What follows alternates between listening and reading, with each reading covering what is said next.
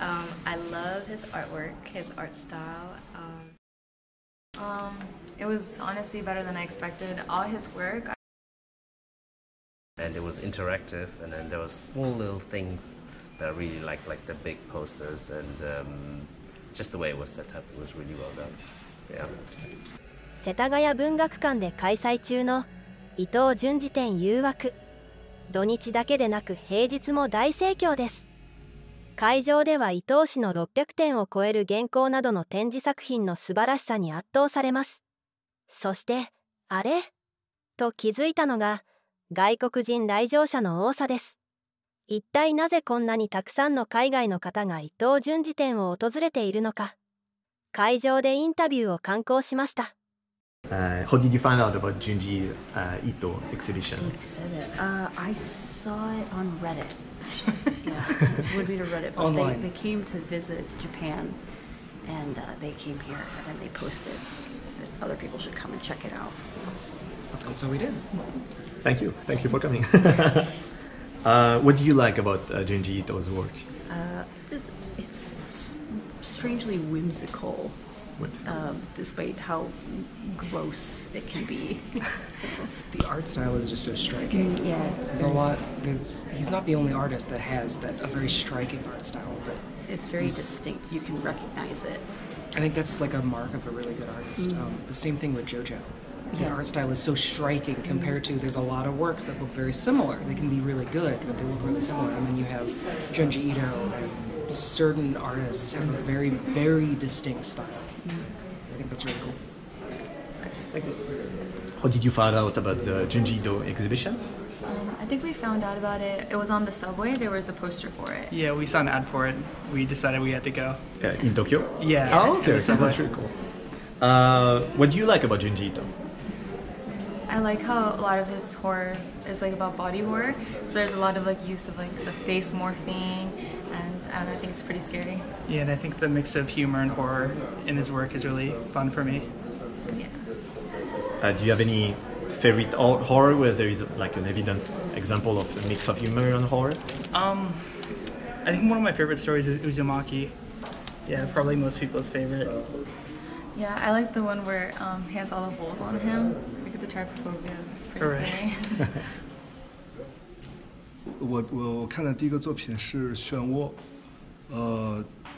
然后在我小学的时候就看了，然后之后我就经常去看他的这个漫画。一开始觉得很恐怖，后来就是会越来越有意思，然后会有一种习惯性，然后会把他的这个美学当成一种审美的方式，然后去看他的东西。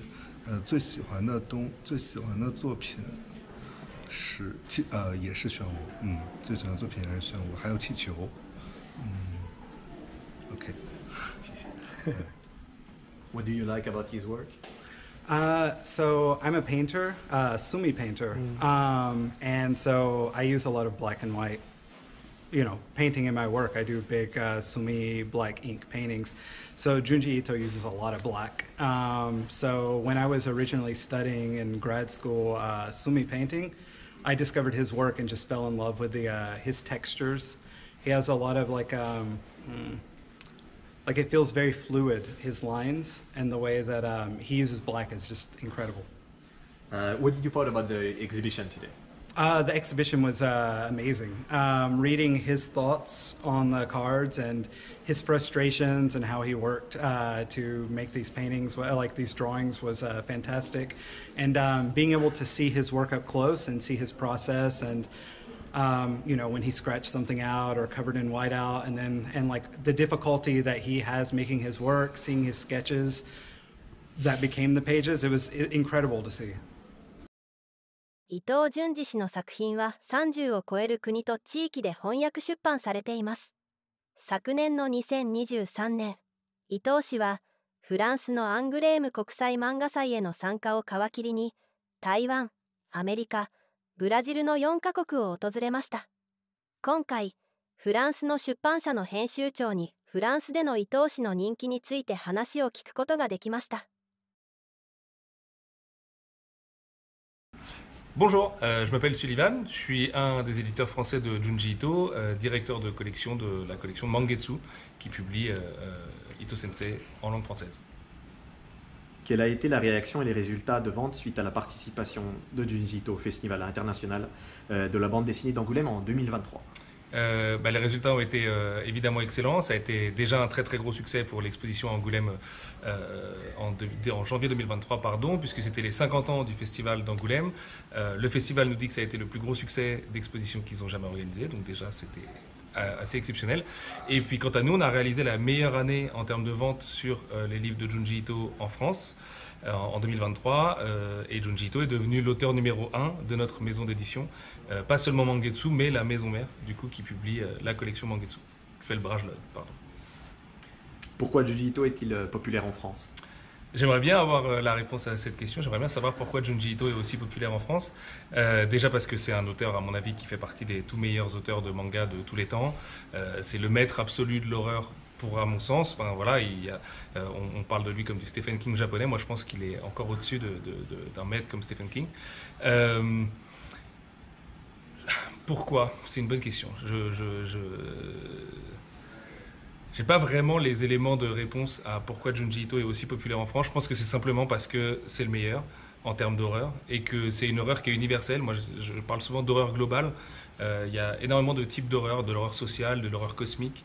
Et je pense que les gens se reconnaissent forcément dans des types d'histoires de Ito Sensei, d'où qu'ils viennent, à partir du moment où ils osent ouvrir les pages de ces mangas. À ton avis, est-ce qu'il y a un lien entre la popularité de Junji Ito et le manga japonais avec la bande dessinée? Par exemple, l'influence des artistes influencés par la bande dessinée, comme Katsuhiro Otomo, et de la nouvelle vague, donc justement initiée par lui, sur le manga japonais.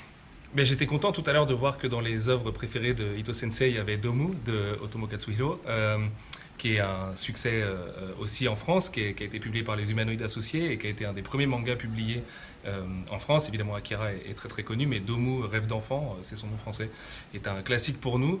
Après, oui, il y a un rapport qui est le trait et la ligne claire, puisque Ito Sensei a la ligne claire, la fameuse ligne claire de Hergé, donc cette façon de contourer les personnages et les décors de manière très très précise, avec du coup un trait qui est très fin et qui est repris par énormément d'auteurs de BD, et parmi les plus grands.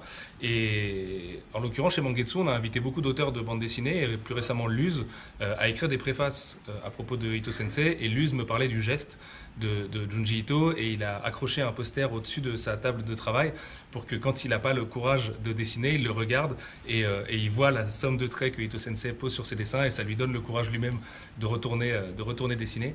Et je pense que ça en dit long, puisque la France et le manga partagent cette envie d'excellence, ce jusqu'au boutisme, parfois un peu obsessionnel du trait, et je pense que c'est ça vraiment qui lie Junji Ito et la France et la bande dessinée.